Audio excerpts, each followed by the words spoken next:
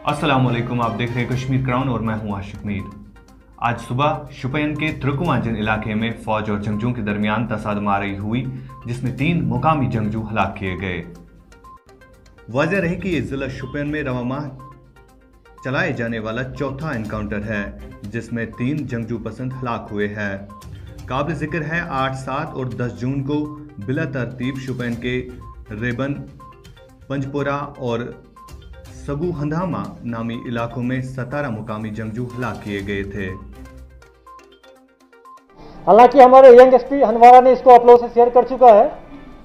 मैं ये बताना चाहूँगा कि पाकिस्तान के जो टेररिस्ट है, वहाँ के कुछ लोग हैं ओपीएम को कल्टीवेट करते हैं, वहाँ के सिक्योरिटी एजेंसी के थ्रू उसको कल्टीवेट करा करके मिलिटेंट और हैंडलर के थ्रू, एलसी और आईबी के थ्रू उसको यहाँ भेजते हैं। और यहाँ हमारे साइड के जो टेररिस्ट के एसोसिएट है, जिसको हम लोग ODW करते हैं, वो एसोसिएट उसको रिसीव करके पंजाब में, दिल्ली में और मुंबई में उसको बेचते हैं। उस ड्रग्स से जो पैसा आता है उसको फिर यहाँ आके टेररिस्ट ऑर्गेनाइजेशन में बांटा जाता है। ये टेररिस्ट ऑर्गेनाइजेशन का फंडिंग का सबसे बड़ा सोर्स है। लास्ट वीक हम लोग 11th को लंगेट में पुलिस ने एक नाका लगाया था। उस नाका में अब्दुल मोमिन पीर को पकड़ा था, जिसके कब्जे से 6 kg हीरोइन मिला और 20 लाख रुपये। उसको फर्दर इंटरोगेट किया गया। उसके बाद एक श्रीनगर में बेना में रेड मारा गया, जहां से फर्दर 15 kg हीरोइन मिला और 1 करोड़ 15 लाख रुपया मिला कैश। टोटल मिला के मार्केट रेट में उसका 150 करोड़ का हीरोइन मिला है और 1 करोड़ 35 लाख का रिकवरी हुआ है। उसको हम लोग इंटरोगेट कर रहे हैं। उसमें 4 लोग पकड़ा गया है और कुछ लोगों को अरेस्ट करना बाकी है। इसका जो मेन किंग पिंग है, जो जिलानी है, इफ्तिकार जिलानी, उसका पाकिस्तान में लिंक है। वहाँ पर एक सोनू है जो एलईटी के कमांडर लोकल है, और उसका कासिम गिलानी है और एक यूसुफ गिलानी है। तीनों एलईटी के कमांडर्स हैं जो हमारे कश्मीर के ही हैं, लेकिन अभी पीओके में है। ये लोग वहाँ से ड्रग्स भेजते हैं और ये जो पकड़े गए इसमें 3 जो है क्लोज रिलेटिव है। ये लोग यहाँ बेचते हैं। इस मॉड्यूल में ये ड्रग्स को अमृतसर में एक आदमी को बेचा था, वहाँ से 5 करोड़ रुपया रिसीव किया। उसमें से 3.5 करोड़ को श्रीनगर में मिलिटेंट तंजीम के बीच में बांटा गया है और हम लोग जो बाकी इसमें सीज किए हैं। तफ्तीश जारी है। इसको अब हम लोग और पकड़ना है, क्योंकि मिलिटेंट जो यूज कर रहा था कम्युनिकेशन, वह वर्चुअल नंबर से यूज कर रहा है। उसमें हम लोग तो दिक्कत हो रही है, लेकिन बहुत जल्दी बाकी लोग को ही पकड़ लेंगे। अगर जरूरत पड़ा तो हम लोग इस केस को एनआईए को भी दे सकते हैं, क्योंकि इसमें पाकिस्तान और अदर स्टेट भी इन्वॉल्व है। दिल्ली है, मुंबई है, पंजाब है।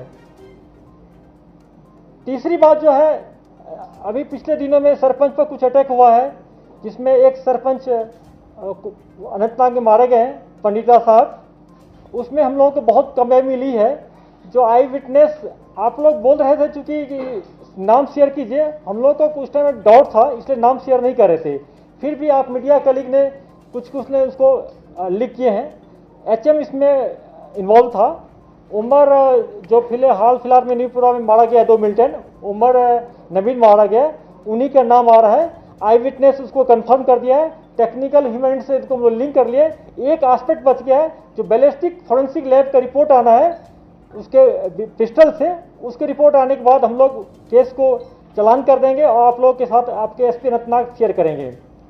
दूसरा जो सरपंच, एक हमारी लेडी हैं वहाँ के बुमई को, जिसको मिलिटेंट ने किडनैप किया था, वीडियो बनाया था। उस मेड्यूल में भी नए लड़के जो वहाँ को, जो वलीद जो तंजीम ज्वाइन किया एलईटी, उसका नाम आ रहा है। वलीद और एक वहाँ का लोकल था, 2 उसको किडनैप किया था, वीडियो बनाया है।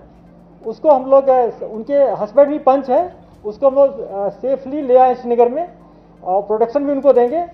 जो सरपंच रियल में वनरेबल है, जिसको एस्पेसिफिक थ्रेट है, उससे हम लोग अपील करते हैं कि आप पुलिस को बताएं, उनको हम लोग प्रोटेक्शन भी देंगे।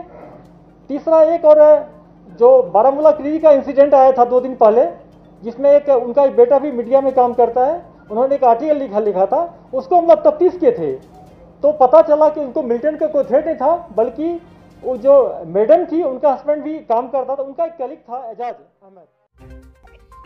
इसी एनकाउंटर के हवाले से इस वक्त हमारी फोन लाइन पर हमारे नुमाइंदे जनूबी कश्मीर से जुड़ चुके हैं दाऊद नाइक।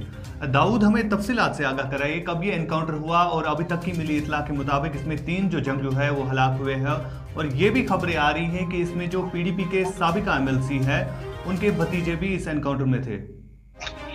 आशु, आज अलल सुबह का ही वाक़ा है। तकरीबन 5:15 बजे ये मिलिटेंट जो थे वो एक बंजर इलाके से जा रहे थे तो फौज की नजर उन पे पड़ी तो फौज ने उन पर गोलियां बरसाई और एक मुख्तसरन झड़प में 3 मिलिटेंट जो हैं वो मारे गए।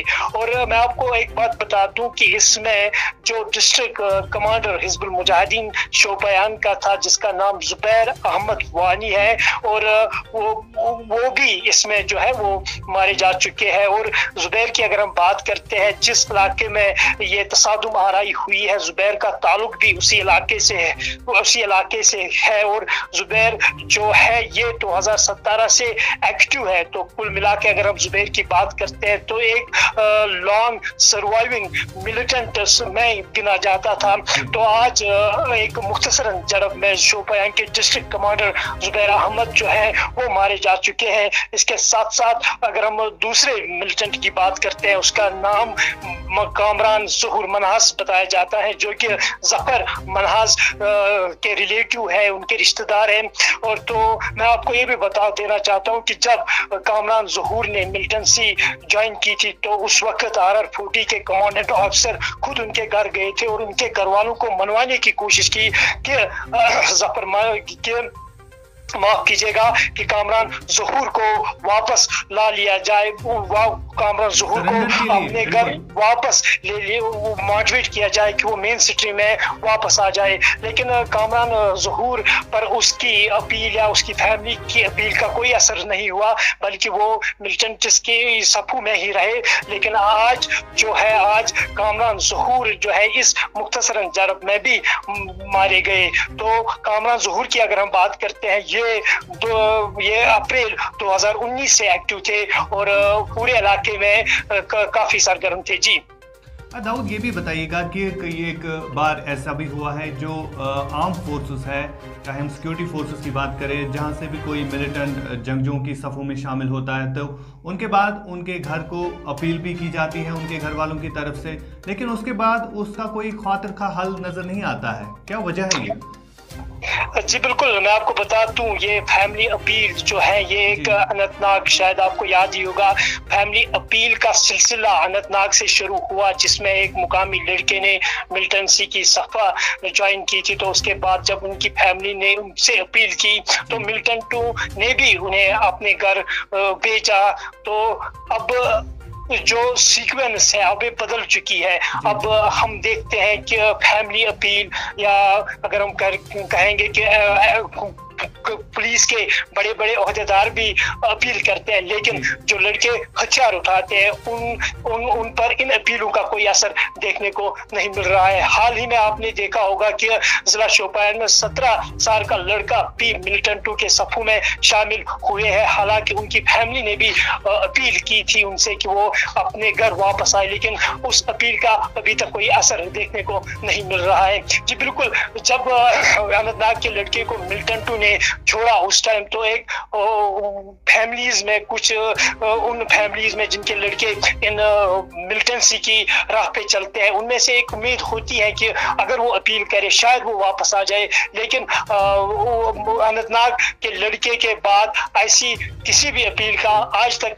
हमें असर देखने को नहीं मिला। जी बहुत बहुत शुक्रिया दाऊद, आपने हमें तफसीलात से आगाह कराया। दाऊद हमें तफसीलात से आगाह करा रहे थे शोपियान के तुर्कवाजन इलाके में आज अल-सुबह एनकाउंटर के दौरान 3 जो मुकामी जंगजू हैं उनको हलाक कर दिया गया। इस हवाले से आज IGP कश्मीर के विजय कुमार ने भी एक प्रेस कॉन्फ्रेंस दी श्रीनगर में, जहां पर उन्होंने भी ये भी कहा कि साउथ कश्मीर में अभी तक 50% जो मिलिटेंसी है उसमें कमी नज़र आ रही है। उनका ये भी कहना था कि हाल ही में जो एक सरपंच की हलाकत हुई थी उसमें इन मिलिटेंटों का भी हाथ है। मज़ीद तफसीलात के लिए आप बने रहिए कश्मीर क्राउन के साथ।